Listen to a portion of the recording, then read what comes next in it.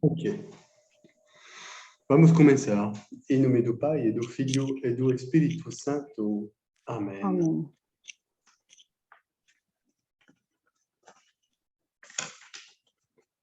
Vem, Espírito Santo, toma meu Coração. corpo para templo teu.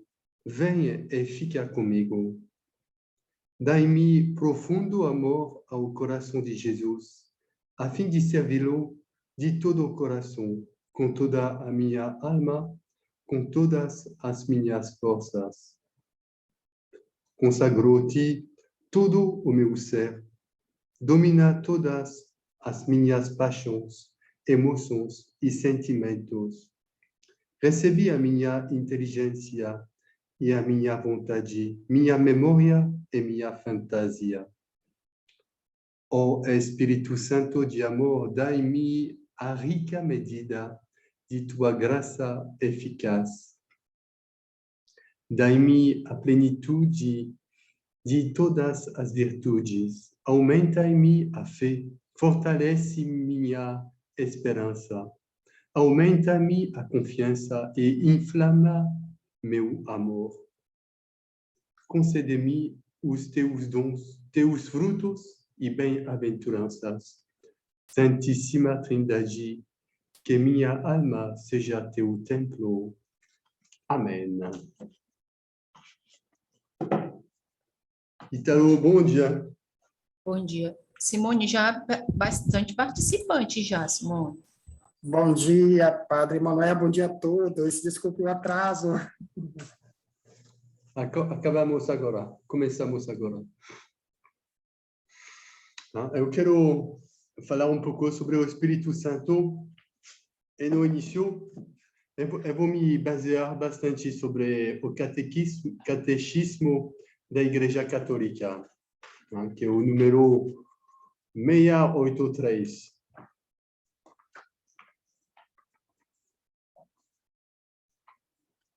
Que fala um pouco sobre nosso, como se chama?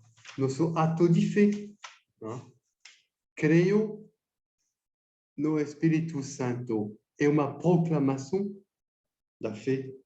E devemos, em primeiro lugar, acreditar no Espírito Santo. Na palavra de Deus, é marcado na primeira carta aos Coríntios. Ninguém pode dizer Jesus é Senhor, a não ser o Espírito Santo. Antes eu vou falar uma outra coisa. São João 3, capítulo 3, versículo 8. É com Nicodemos.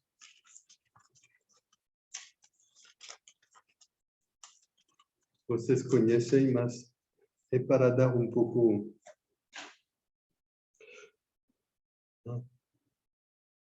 O vento sopra onde quer. Ouvis-lhe o ruído, mas não sabeis de onde vem, nem para onde vai. Assim acontece com aquele que nasceu do Espírito. Não é tão fácil de falar do Espírito Santo porque nós não sabemos de onde ele vem e para onde ele vai. Mas ele nos faz renascer de novo.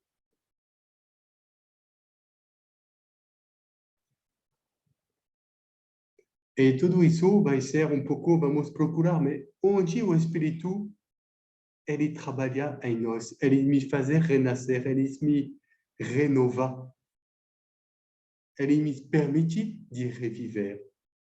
Isso vai ser a próxima vez. Hoje, vamos falar mais do o que é o Espírito Santo.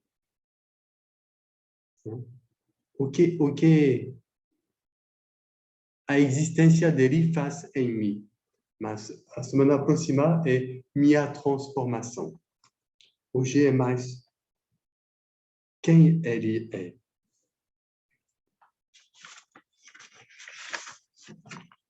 para começar, justamente, eu vou ler o passagem da primeira carta aos Coríntios. Ninguém pode dizer Jesus é Senhor, a não ser o Espírito Santo. E Galatas 4, versículo 6. Deus enviou a nossos corações o Espírito de seu Filho que clama Abba, Pai. Conhecer o Pai, conhecer Jesus, pode ser possível somente no Espírito Santo.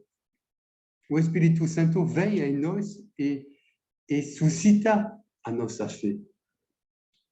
Nos permite de tocar Deus. No batismo, primeiro sacramento da fé,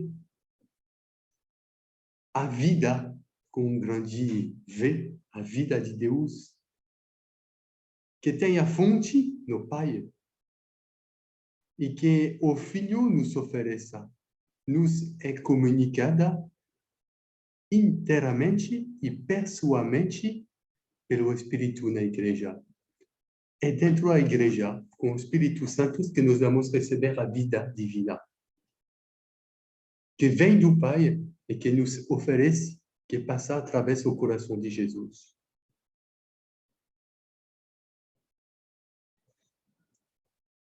Sem o Espírito Santo, ninguém pode se aproximar do Filho. Ninguém pode dizer, Abba, Pai. Ninguém pode se aproximar do Filho, e é o Filho que vai nos revelar o Pai. O Espírito Santo, ele age pela graça, primeiramente, para despertar a nossa fé e nossa vida nova, vida cristã, depois do batismo. Que é conhecer o Pai e aquele que o Pai enviou, em primeiro lugar.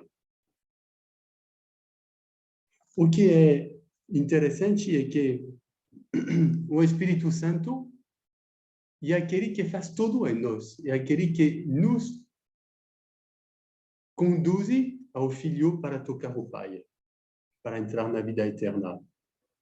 Mas o Espírito Santo é aquele que é mais escondido. Ninguém sabe de onde ele vem, ninguém sabe de onde ele vai, mas ele renova tudo em nós.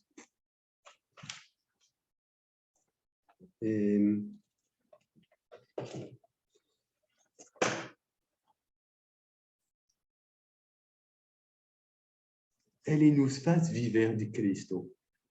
No Antigo Testamento, já manifestou muito o Pai, o Criador, Deus Todo-Poderoso. E nos deixa entrever o Filho e o Espírito Santo. Vamos ver isso mais tarde.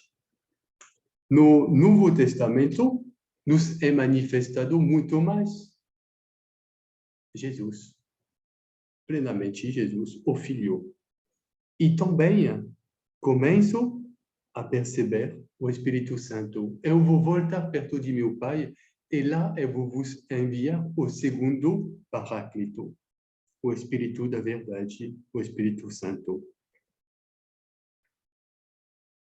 É somente agora, depois da Pentecoste, que nós temos uma visão melhor do Espírito Santo.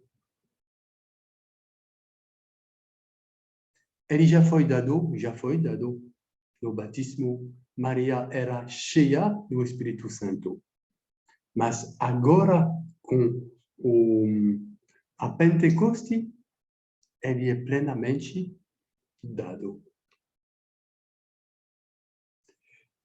Vamos ver na história da Igreja que é com o tempo e progressivamente, de glória em glória, que a Santíssima Trindade vai se revelar a nós. O Pai, a Moisés, tira sua sandália, é uma terra sagrada onde Deus está. Depois vem o Filho, através de Maria. Depois vem o Espírito Santo, com a oração dos apóstolos com Maria.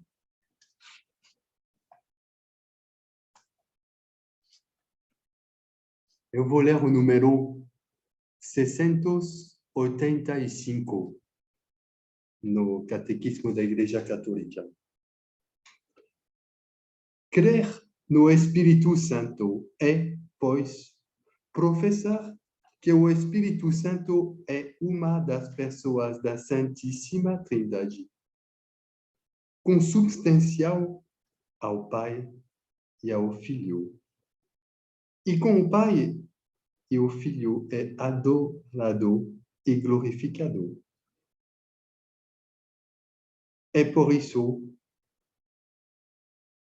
que se trata do mistério divino do Espírito Santo na teologia trinitária. Aqui, portanto, só se tratará do Espírito Santo na economia divina. Eu vou falar um pouco disso.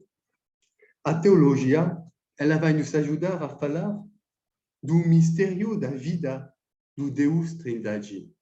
A economia vai nos falar das obras de Deus, por meio das quais ele vai se revelar, comunicar sua vida.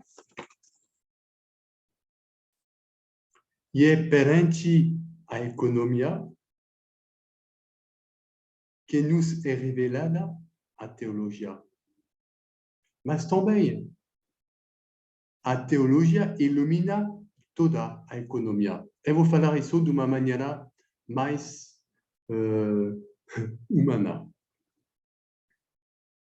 A um nível humano. Uma pessoa vai se mostrar através do seu agir. Eu vou olhar ela e dizer, uau, puxa, esta pessoa é calma, é nervosa, é rápida, é não sei o quê. Inteligente, ela é muito boa, Irmã Dulce. E quanto melhor eu vou conhecer esta pessoa, tanto melhor eu vou compreender o que ela faz. Se você olhar Irmã Dulce, sem conhecer que ela é religiosa, que ela trabalha muito para os pobres, quando ela destrói garagem para colocar pobre pessoa da rua sobre teto, você chama a polícia dizendo ela está maluca. Mas se você conhece ela, e que ela vive somente para ajudar os pobres, e que depois ela vai reparar, mas que no lugar de deixar uma pessoa morrer na chuva, ela colocou dentro uma casa abandonada, quebrou o portão e salvou a pessoa.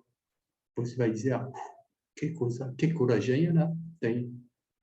Mas que você conhece a pessoa, mas que você vai entender o que ela faz. Mas que você analisa o que ela faz, mas que você vai compreender a pessoa. Com Deus é a mesma coisa. As obras de Deus nos revelam quem Ele é. A obra de Deus é se dar através do seu Filho na cruz para nos mostrar que Ele nos ama. Quem Ele é, o mistério de Deus, mistério de amor. Pai, Filho, Espírito Santo, é a teologia. E mais que eu vou conhecer quem Deus é, mais que eu vou entender, mais que vai me iluminar na minha compreensão de todas as obras divinas. Mas que eu vou poder perceber que aqui tem passagem de Deus na minha vida, na vida de uma pessoa. O mistério da Santíssima Trindade é um mistério de fé pura, puro, não sei como dizer. É somente pela fé que nós podemos dizer, eu acredito, é só Deus, Pai, Filho e Espírito Santo. É inexplicável de uma maneira racional. Não igual 3. Mas é o mistério da nossa fé.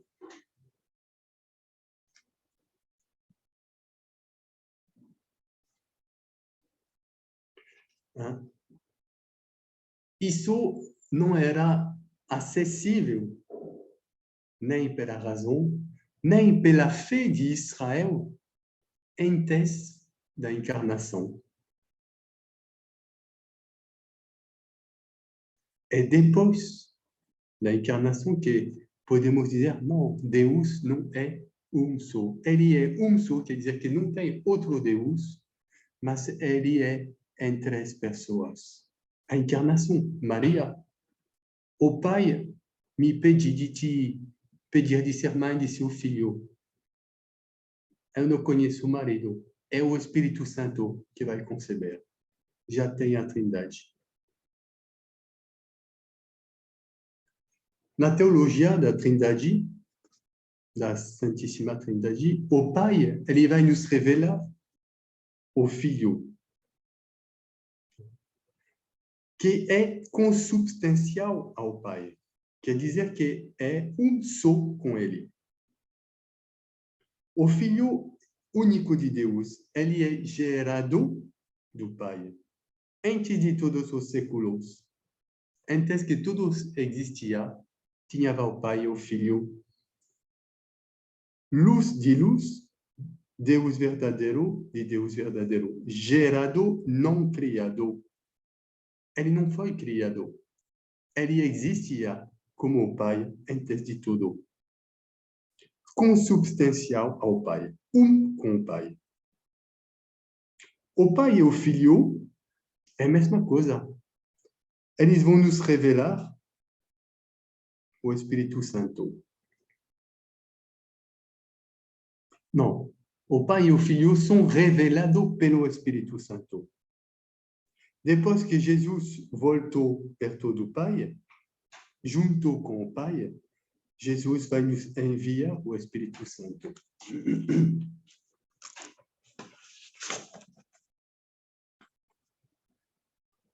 E na Pentecoste, que é plenamente revelada,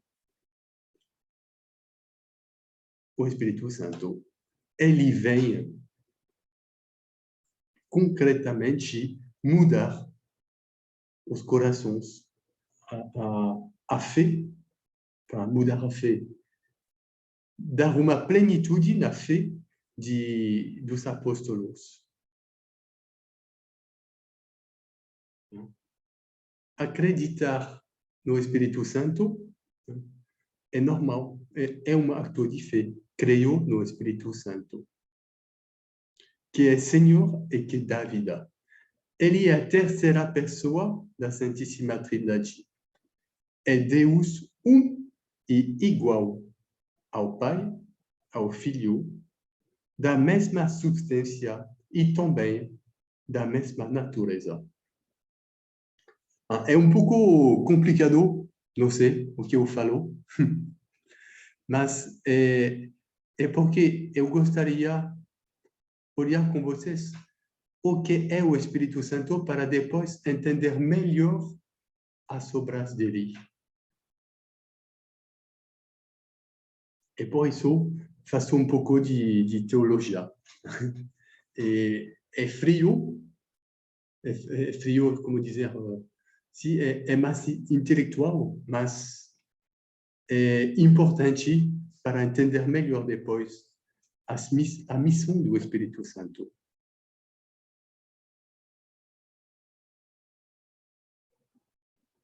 O Espírito Santo, ele não é somente do Pai, mas ele é do Pai e do Filho. E recebe a mesma adoração, a mesma glória com o Pai e com o Filho.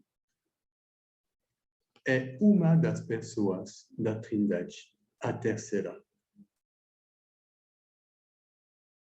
E cada pessoa é Deus por inteiro. E cada pessoa são distintas. Elas não são a mesma, mas elas são da mesma natureza. Deus.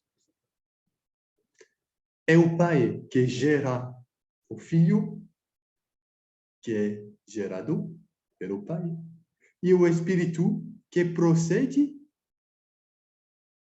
do Pai e do Filho.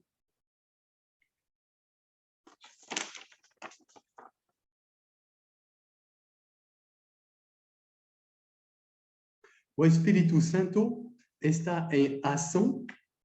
Sim, o Espírito Santo ele não nasceu depois do Pai e do Filho. Não, ele não nasceu nunca. Ele é. Como o Filho, ele é. Como o Pai, ele é. E eles não nasceram. Eles são eternos. Para nós é complicado porque somos no tempo. Eles são na eternidade. Não tive início, não vão ter fim.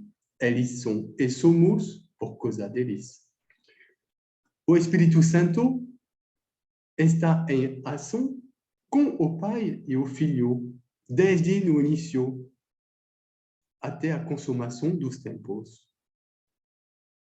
Nenhum faz uma coisa sem o outro, mas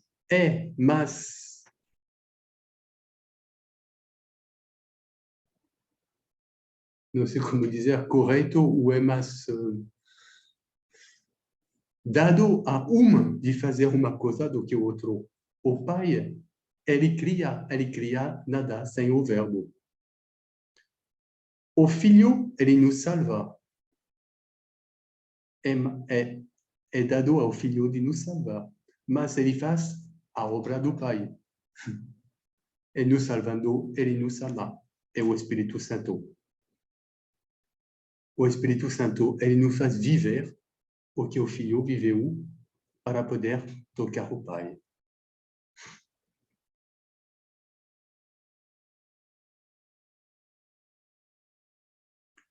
E no último tempos que nós vivemos agora, depois da revelação do Pai no Antigo Testamento, da revelação da vinda do Filho Jesus no Novo Testamento, o Espírito Santo, ele nos é revelado, dado, ele é reconhecido, ele é acolhido como uma pessoa divina.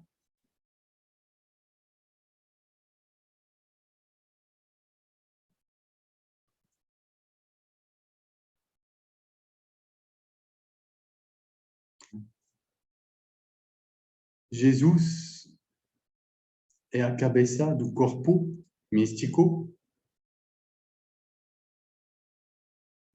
e o Espírito Santo, ele faz viver este corpo.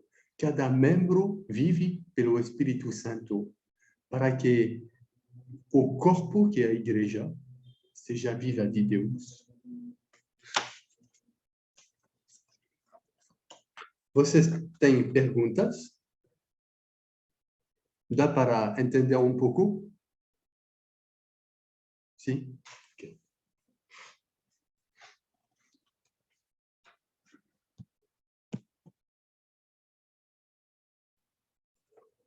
Eu vou ler o número 686.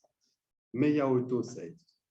O Espírito Santo está em ação com o Pai e o Filho no início. Isso que eu acabei de ler. Eu vou pular isso. Agora, vamos olhar um pouco mais a economia. As obras de Deus que nos revelam o Espírito Santo. Desde no início, o Espírito Santo está em ação com o projeto da salvação, o projeto divino para nos salvar.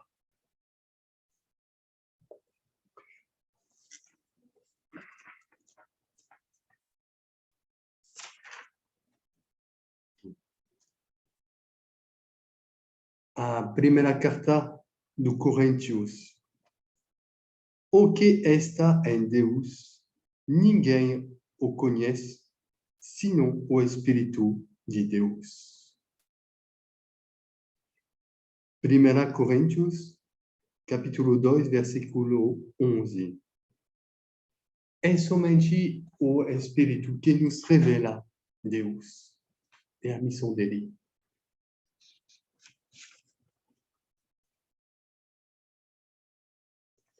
Revelar a palavra de Deus. E ele, o escritor. Mas a coisa um pouco surpreendente é que o Espírito Santo, ele não se revela. Ele é escondido. Se ele se revela quando tem a Pentecoste, através de pequena chama, língua de chama, de fogo. Mas o que é? Isso é o Espírito Santo? É uma luz, é um calor, é um fogo de amor, sim. Ele tem a missão de nos fazer conhecer o Cristo, de nos fazer viver de Cristo, de nos unir ao Cristo, mas fica escondido. É um pouco, vou dizer, não sei se é justo, nossa alma é nosso corpo. Ele é todo lugar, ele que dá vida. Mas ele pode se tocar quando ele nos revela o verbo. Quando ele nos faz crescer e conhecer mais a fé. Eu vou ler João 14, versículo 17.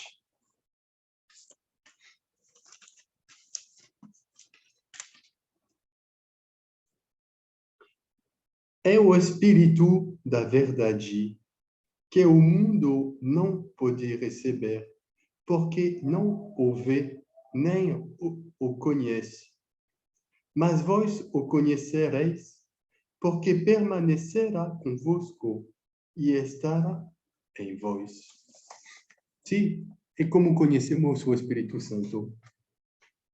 Quando se convertemos, sabemos que lá tem uma progresso que não vem de nós, que vem de nosso acolhimento, mas que é um dom de Deus que nos faz crescer. Eu vou ler o número 688. A Igreja Comunhão Viva na Fé dos Apóstolos, que ela transmite, é o lugar de nosso conhecimento do Espírito Santo. E é lá que eu vou ler 8 pontos, que vai nos revelar um pouco o conhecimento do Espírito Santo. Nas Escrituras, que o Espírito inspirou. Na tradição, do qual os padres da Igreja são as testemunhas sempre atuais. O magistério da Igreja, ao qual ele assiste.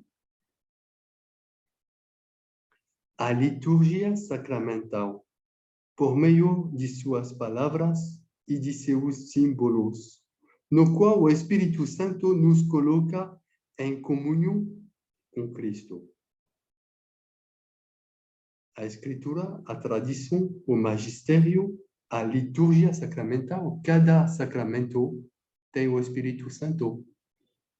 É o batismo de Jesus, a voz do Pai, a presença do Espírito Santo, a pomba. Na oração, no qual ele intercede por nós, sem o Espírito Santo, nós não somos capazes de dizer Pai Nosso. Nos carismas e nos ministérios pelo quais a Igreja é edificada.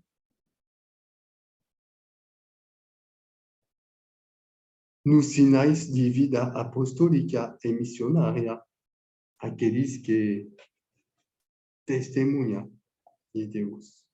No testemunho dos santos, no qual ele manifesta sua santidade e continua a obra da salvação. Cada vida de cristão deve testemunhar do Espírito Santo. Eu fui muito surpreso esta semana. Uma pessoa que eu casei me ligou, o marido me ligou, Padre Manuel, eu estou aqui na clínica, na maternidade, minha mulher vai perder seu filho.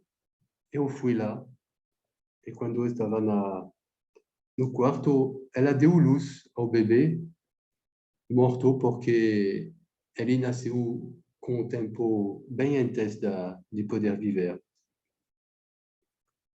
E a pessoa, não sei como dizer, a pessoa que cuidou, a enfermeira, depois enfaixou o bebê e colocou o bebê sobre o peito da mulher, da mãe. E a mãe desesperou, entrou em desespero. Mas depois rezamos e foi como uma ação de graça. Oh, minha filha, ela é tudo o que nós pedimos na oração. Depois, ela tem o mesmo olhos do que os pais. E depois, oh, minha filha, vamos tentar te dar irmãozinho, rezar por nós no céu. É incrível como a fé vai transformar uma dor em uma ação de graça, uma esperança. É isso. Você não sabe o que vai acontecer. É um momento de dor profunda e, no mesmo tempo, tem como uma ação de graça. É isso a obra do Espírito Santo.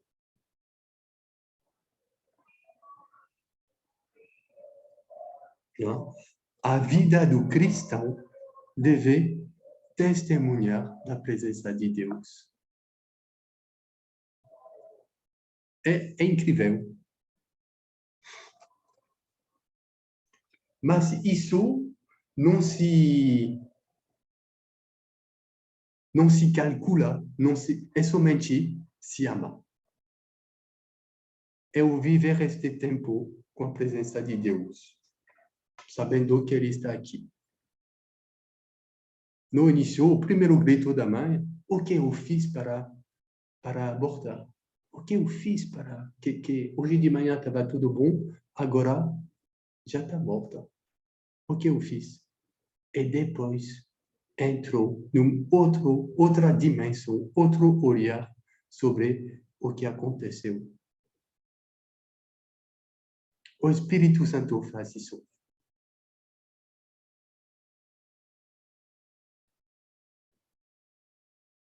Ele é discreto. Se nós olhamos Elias na caverna, na gruta, tive terremoto, fogo, tempestade em tudo isso. Quando tive um sopro fino, ele saiu dizendo, é o passageiro de Deus. Não faz barulho. Você não sabe de onde ele vem e onde ele vai, mas ele está aqui.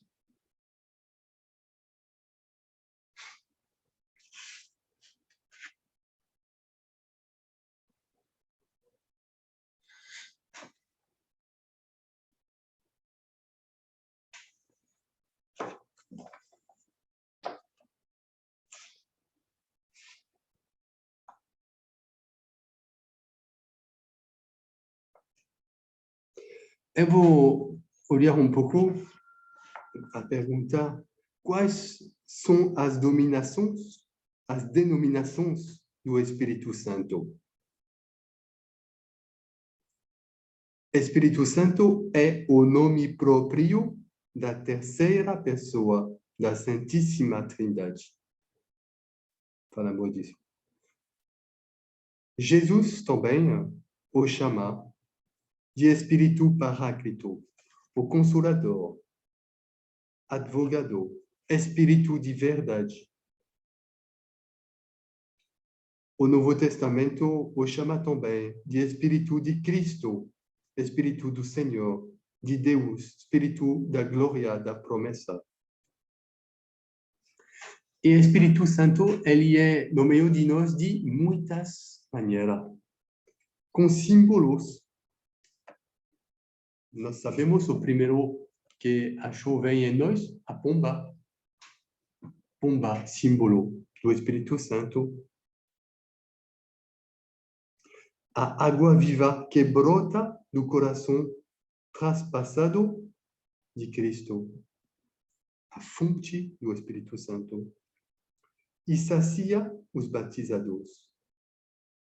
A unção com óleo, que é um sinal sacramental da confirmação, para ser confirmado no Espírito Santo.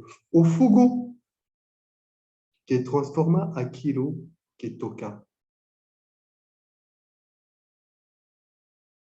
A nuvem escura ou luminosa, em que se revela a glória divina, que já existia com o povo de Israel no deserto. A Shekinah, a coluna escura ou luminosa.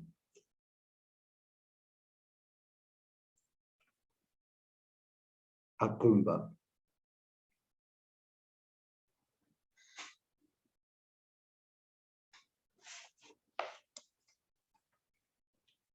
Se o Espírito Santo é revelado uma vez que Jesus subiu perto do Pai,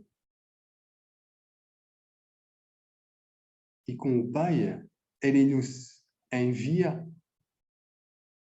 como podemos dizer que o Espírito Santo, ele falou pelo meio dos profetas? Como podemos dizer que Maria é cheia do Espírito Santo? Ainda Jesus não voltou perto do Pai.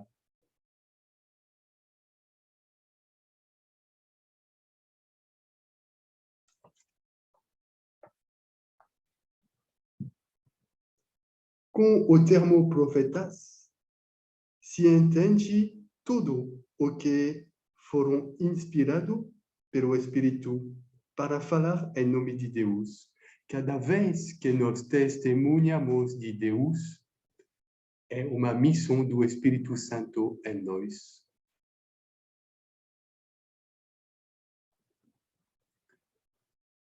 No Antigo Testamento, era os profetas que falavam a palavra de Deus, mas inspirados, iluminados pelo Espírito Santo. Cada testemunho, cada ação que testemunha a minha vida cristã, é o Espírito Santo que se revela. Mas ele é escondido. Ele vai nos fazer imitar o Cristo. Ele vai nos fazer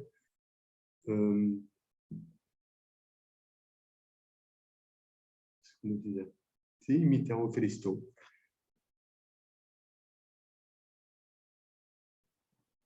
Nós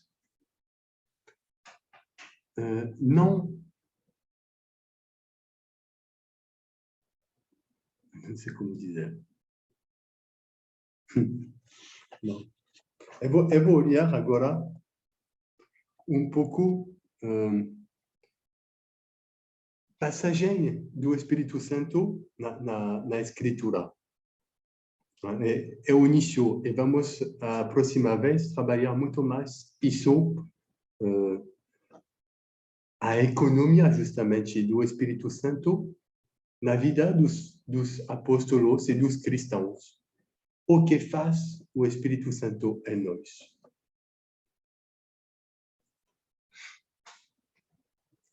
Lucas, capítulo 2, versículo 25.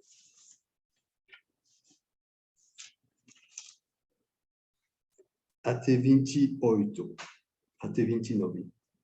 Ora, é a apresentação de Jesus no templo. Maria que vai ver o velho Simeão. Ora, havia em Jerusalém homem chamado Simeão. Este homem, justo e piedoso, esperava a consolação de Israel. E o Espírito Santo estava nele.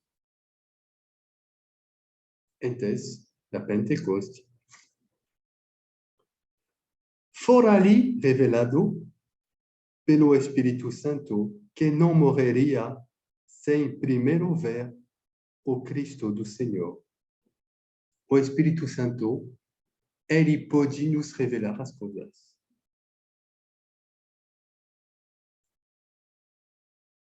Impelido pelo Espírito Santo, foi ao templo. O Espírito Santo pode nos mexer. Jesus, ele foi enviado durante 40 dias no deserto, impulsado pelo Espírito Santo. O Espírito Santo se diz impulsou Jesus no deserto. Você vai sofrer um pouco lá. De fome, de sede e de tentação. Mas eles são eles são Os três. Mesmo Deus. Impelido pelo Espírito Santo, foi ao templo. E, tendo os pais apresentado o menino Jesus para cumprirem a respeito dele os preceitos da lei, tomou-o em seus braços e louvou a Deus neste termo: agora, Senhor, tu podes me deixar ir em paz e ouvir o filho da promessa. O Espírito Santo, ele vai me permitir de perceber os passagens de Deus na minha vida. Como Simeão. Ele reconheceu que ele era o filho da promessa. E ele esperava, que Simeão esperava antes de morrer. É o Espírito Santo. Muitas vezes tem pessoas que vêm e que dizem, mas, padre, eu sinto que isso é verdade. Deus me revelou isso e ele me falou isso. Tem uma coisa que lá, se eu amo desta maneira, me deixa em paz. Esta mulher, para mim, é passagem de Deus. Grande o que aconteceu com esta mulher. Mas você colocar uma enfermeira que tem nada a ver com a religião, e, que sorte ela conseguir passar desta dor a esta paz, sem perceber que lá atrás tem Deus, Espírito Santo, que age.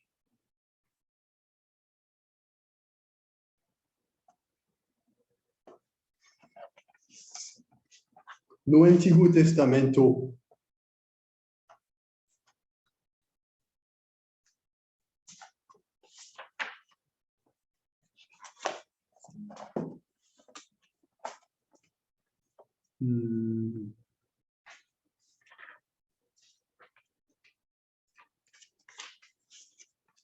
tem duas passagens de Isaías.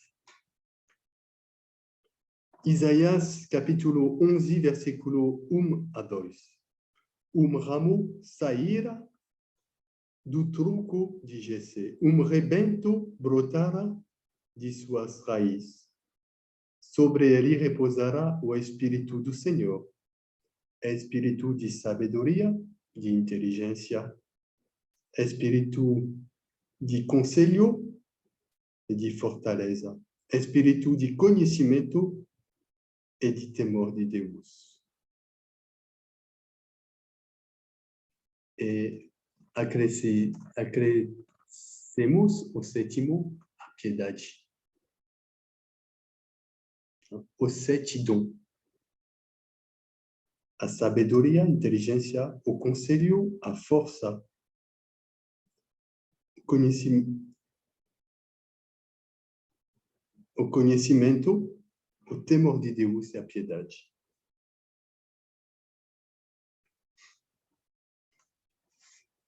E tem outra passagem que está em Lucas 4, versículo 18 a 19, e que é Isaías 61, versículo 1 a 2. O Espírito do Senhor está sobre mim. Quando Jesus entrou na sinagoga em Nazaré, onde ele vivia, entrou, pegou o livro da vida, esqueci como se chama, pegou a Bíblia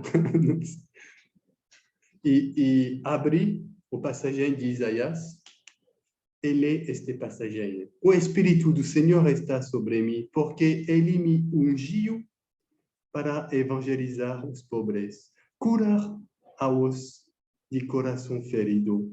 Envio-me para proclamar a remissão aos presos e aos cegos a recuperação da vista, para restituir a liberdade dos oprimidos e para proclamar um ano de graça do Senhor. Eu vou parar aqui. Antes eu vou pedir se vocês têm perguntas.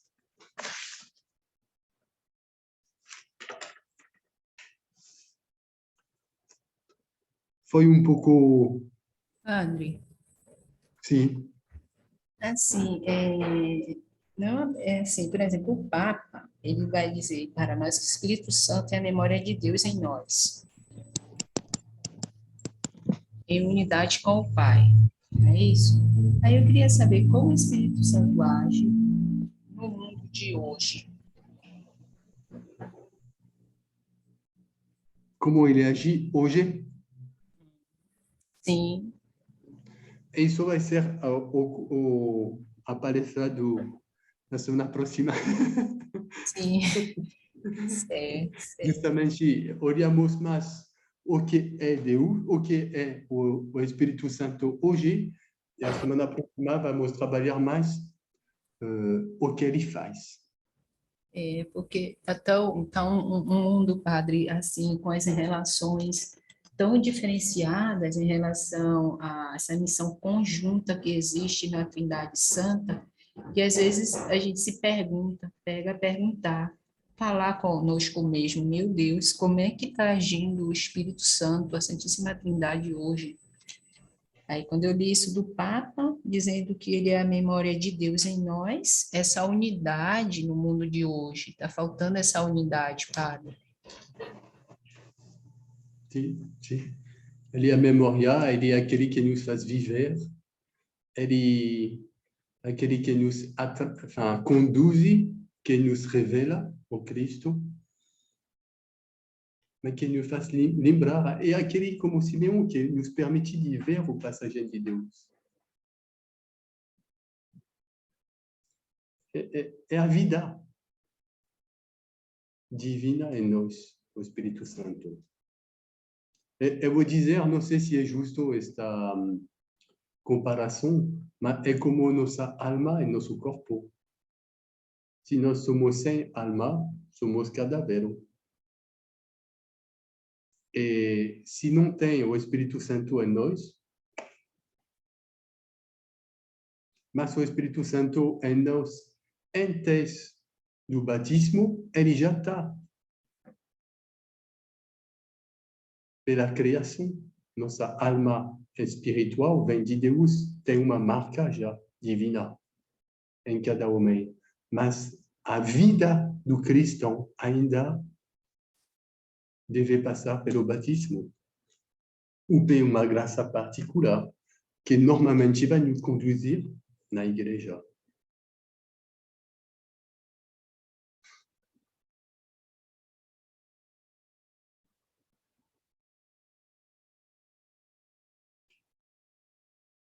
Ok? Ok, ok. Vamos rezar uma Ave Maria. Agradeço também Carla e Dejanira. Ave Maria, Ave Maria, cheia cheia de graça, o Senhor convosco. é convosco. Bendita sois vós entre as mulheres. Bendito o fruto de vosso ventre, Jesus. Santa Maria, Mãe de Deus, rogai por nós, pecadores, agora e na hora de nossa morte. Amém. O Senhor esteja convosco. Ele está no meio de nós. Abençoe-vos Deus Todo-Poderoso, Pai, Filho e o Espírito Santo. Amém. Santo dia. Amém. Obrigada. Amém. Deus te abençoe. Amém.